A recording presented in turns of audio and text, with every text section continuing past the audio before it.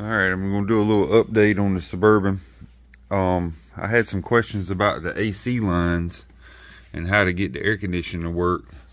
What I did, and I think what most people are doing, is they take the dryer from a cutaway van or like an ambulance with a rear AC, or I think any of the 15 passengers with the rear AC, they have the dryer made like this with this block right here that has a port on the bottom of it to accept the rear AC line, which I can't get good lighting down there, but the rear AC line has to be shortened about I don't know, maybe 4 or 5 inches or so, and the end put back on it, recrimped, and then it'll tie right into that block. But on the liquid line, people were asking about charge ports. I took the liquid line off of like a older style Chevy Suburban. It don't really matter whether it's 1500 or 3/4 ton or whatever, but it has the port. It has the orifice tube in the line, and it has the high side and low side ports made into it with the Y for the rear AC.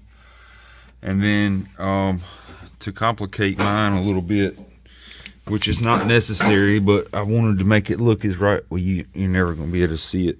But where it goes around the core support and the intercooler, it's a little longer on the truck. So I cut the line, and the bend that comes around the core support, I tied it back into the new liquid line. I just flared it and then TIG welded it and then charged the AC, and that was the end of that. Actually, this line here, this line right here, it also is for a van, and I think it's because of the way, I can't remember exactly, but I think the way that this bend is, it kind of clears the fuel filter and then goes right into the dryer at the right angle. But other than that, it was all factory GM parts except for this liquid line and shortening that that rear AC line going back to the rear. So I removed the air box just to kind of get the best view I can of that right there, which is just not really much to look at, especially on video. You can't get the right angles to get in there. But as far as that's concerned, that fixed the rear AC and got all that working. But then being that this was a 2-wheel drive Suburban, and it didn't have it was like it didn't have a 6-speed transmission, so it just had a 4-speed transmission, and it did not have the tap shift feature. I pulled this out of the truck. The BCM is going to have to be programmed to accept to get the tap shift to work, because the tap shift on these models communicates to the TCM via the BCM, which, a little shout out, BT Diesel Works, Auto Sync, they offer custom BCM programming, and there's a few other things in this particular build, like I had a battery sensing wire and things like that had to be turned off because it doesn't have the battery sensor of current sensor that's on the ground cable on the 1500. It didn't have that on the wiring harness for the diesel truck. So he's turning that off for me, and then I got EFI Live programming to get the rear tanks to function, and they function with the rear pump. Everything on that functions like it should. The gas gauge works perfectly fine. I've put 476 miles on this since I've tuned it, which is a little over a tank, which I didn't fill it up this last time because I had to drop the tank again to fix a fuel leak on my fuel cooler. and that stuff in there is real tight in the bottom. I don't know if I can show that or not. We'll try. The fuel cooler, the way the fuel cooler fits into this chassis, because it's so much shorter than the truck, it's everything is super tight under there. So I tried to use the stock bracketry.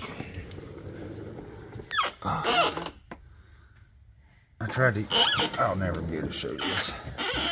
I tried to use the stock bracketry on the fuel cooler, and it set it up too high, so I had to remake, and I made some brackets for the fuel cooler to set it down. And all of this is kind of wet, where I just had that out and redoing that fuel cooler. I gotta get it washed off.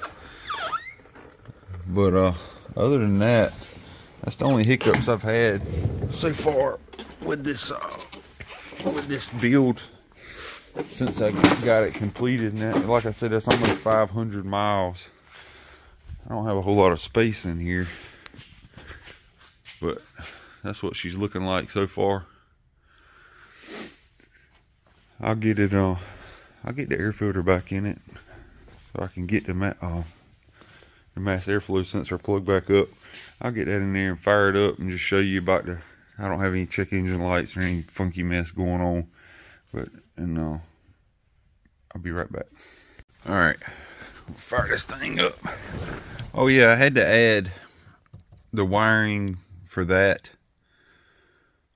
and honestly I had to go through a bunch of wiring pins and whatnot, and I honestly don't remember exactly step by step how to do that. I just went through the wiring diagram and chased out everything and where it needed to go and carried it back to where it needed to go and repinned it.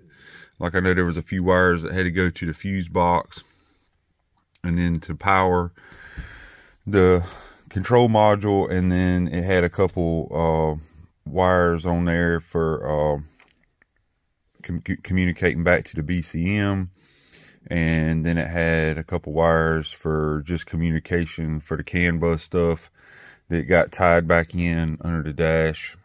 But other than that, I mean, it was not a terrible thing to install. It took a little bit of time to chase the wires down and where they needed to go, and run them neat and taping and putting everything back into the factory bundle. But other than that, it wasn't a terrible thing to add, and it seamlessly added it too.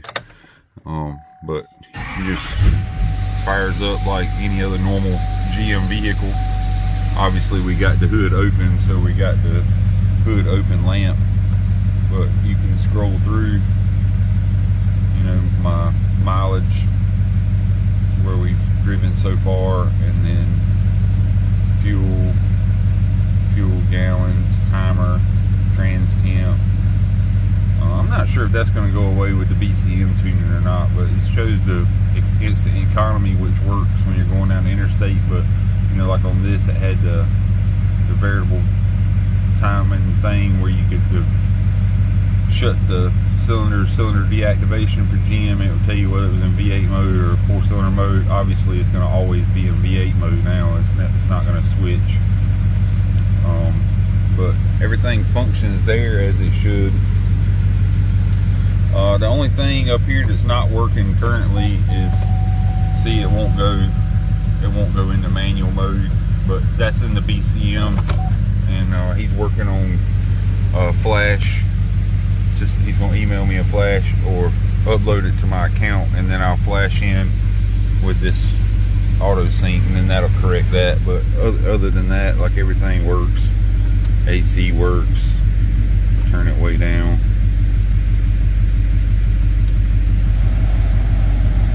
And obviously you can't feel the fact that that's cold, but the air conditioning is cold.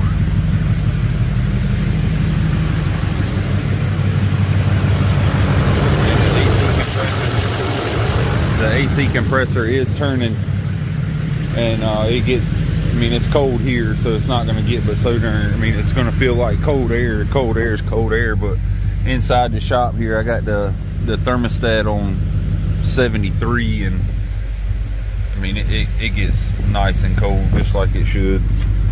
That's the instructions for that auto sync feature thing.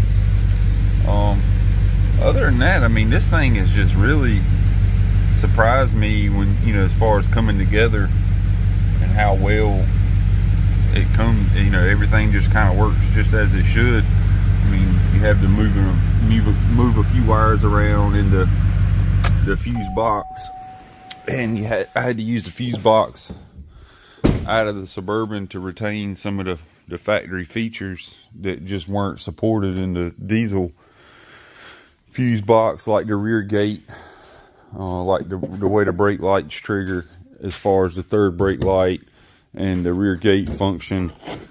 It wasn't sending power back here to the rear gate with the diesel fuse box, because I was kind of assuming that I needed that diesel fuse box. So I started off with that and then swapped it over, and everything kind of went back to work or went to work, not back to work. It wasn't working to begin with, but it's coming together. I mean, it's not cleaned up. I haven't done any detailing or anything like that. I did get we took all the molding and stuff off the door, you know, took the badging off of it, just kind of stripped it down.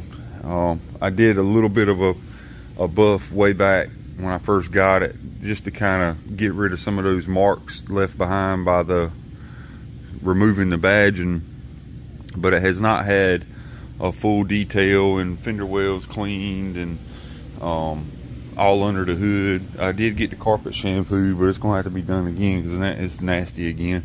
But all of this is gonna get detailed up and dressed up and look like new. Hopefully it'll clean up and look like new, but either way, it's coming along. I got an appointment to get the windows done in the next couple weeks after New Year's. I can't think of anything else. I did not show any of this in the video, but I did the power stop brakes, slotted and drilled, and I've mentioned it in other videos. The suspension and the steering, you know, it's got the kryptonite lower ball joints. It's got like just regular aftermarket upper control arms. I didn't spring for the nicer upper control arms. I'm just kind of trying to fit everything into a budget as best I can. But I did spring for the kryptonite death grip stuff, and it has the blue top box. I kind of went with everything that was about how it drove, and to me, I've put that on several trucks now, and there's no better drive in this body style than with those steering components from kryptonite, and the way that they clamp their the idler arm up to the frame, and it's got the idler arm pivot. It's got a huge reinforcement bracket that welds to the frame and sandwiches it in, and it's just so much more robust than the factory GM stuff. And the blue top, which blue top, red top, both pretty much the same in my opinion, but that steering box and the way they rebuild those is tighter than any other on the market. And this truck literally drives better than a rack and pinion style vehicle in the way it's configured. It's super tight. It's super stable driving down the road. I mean, I haven't driven one at all that drives as good as this one does so far. Well, like my truck's got I got a 04 Duramax pickup, and it's got the death grip steering stuff, but it's still running a factory style GM box, and it hadn't been changed yet, but it's gone to leaking just a little bit. When I go to replace it, it's going to get a red top or a blue top box because it's that, I can't say enough about the way it drives with that box. But just trying to give a little update on where it's at, everybody. I had a few questions on you know, how to get the AC lines functioning. That was the main thing. I think a lot of people get hung up on that, which it kind of hung me up a little bit too. I had to do a little research and parts, you know, configuring to figure out you know, which lines work the best, what fit, what didn't fit, you know, how to make that hard line coming around to the front of the, you know, it comes around the radiator and the intercooler. how to get all that stuff to function right, and I don't know, it's turning out real well so far.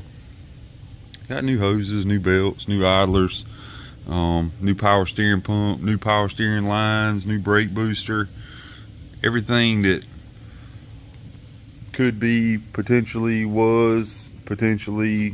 is leaking, was leaking, needs replacing, might need replacing, questionable, it got addressed in this build. I mean, if it needed it, it got it, and as still going forward, if it needs it, it's getting it. I don't know, it's just been a fun project. I am probably gonna sell this when it's done. I'm gonna run it, probably put about 1,500 miles total on it, and make sure there's no bugs in it at all. I want it to function exactly as if GM had produced it, with no compromise. There's, you know, if there's anything at all that's quirky about it, which so far I haven't had anything that's quirky except for that tap shift, and that's driving me crazy because it's just unacceptable. So whenever he gets me that stuff, gets my little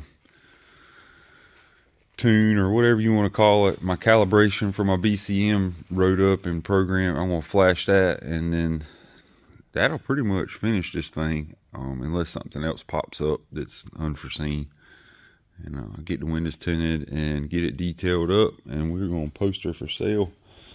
I don't know if anybody may be interested in it or whatever, but like I said, it'll be after first part of the year, somewhere mid-January.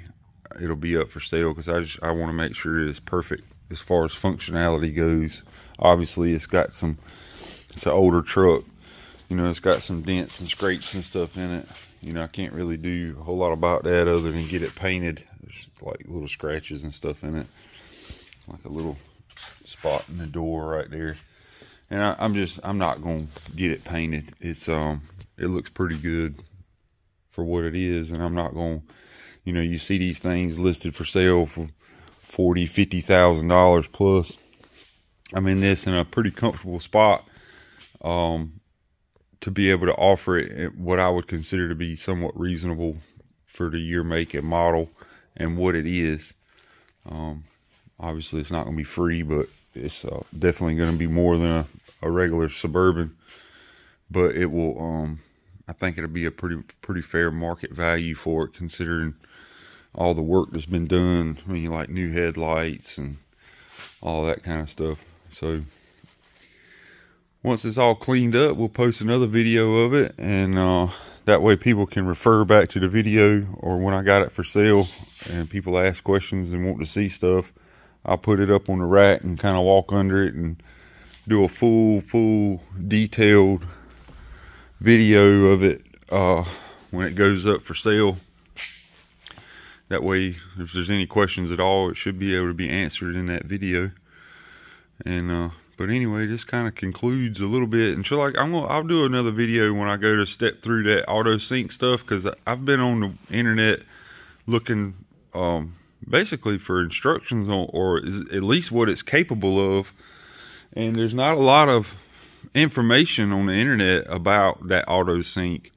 I mean, it's been around for a little while, and I know you could tune the BCMs with it, but I don't think anybody's really put a video together showing how it operates and what you're able to adjust or change inside the BCM with that auto sync. And it's a pretty cool feature. I mean, pretty much anything in the BCM that it controls, as far as lighting and door chime and remote start features and interior lighting, exterior lighting features, strobe light features for the tail lights and things like that. It does a lot of stuff that you can control within the BCM that most people probably wouldn't realize that you could do. It's a very powerful little tool, but we'll see when he gets me my stuff sent over, and I will it's not going to be a step-by-step of exactly how it works, but I'll kind of explain to you how I had to get it programmed, you know, set up, and you have to set up an account and register it on there, and then it brings up your VIN number, and then it populates it onto your account page on there, and then it gives you a lot of options for programming. But I don't know, I'll put a little video together on that when that comes, when he gets me set up on that. That way it might answer a few questions. It won't be Suburban specific, it'll be more auto sync type content, because it's just nothing in there. The instructions to me are not very clear on exactly what it is capable of, and there's no video showing how to get it set up and what it's capable of. And I think it's a very awesome product, and I really would like to go through it. It kind of comes in this nice box right here, you know, nice slip style box with foam liners and stuff in it.